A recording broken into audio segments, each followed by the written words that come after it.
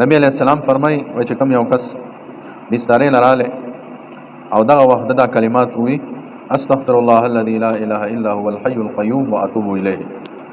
3 مرات درې ځله دا کلمات درې ځله وی بسترې لراله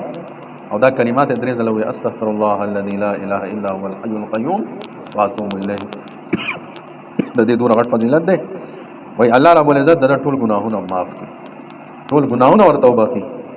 اگر چې وای دا ګناهونه وان كانت مثل زبد البحر اگر چې دا ګناهونه د سمندر د زګ برابر ولي او اگر چې دا وان كانت عدد ورق الشجر اگر چې دا د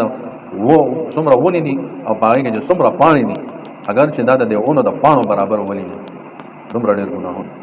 او بیا وای اگر چې دا د شګو د ذراتو برابر ولي نه څومره شګې څومره دي وای کې دا ذرات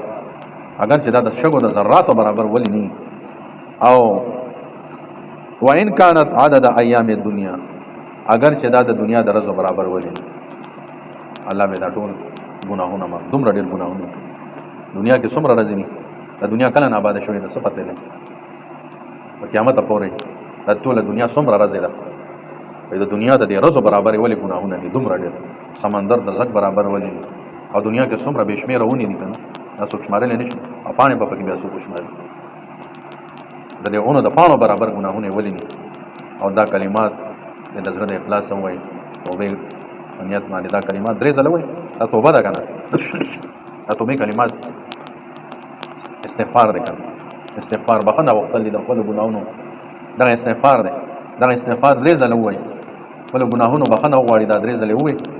الله به ټول ګناهونه سکي نو وکړه ان شاء الله او دا کې دوه ټیم کې دا درې ځله دام سنت ده توبه کول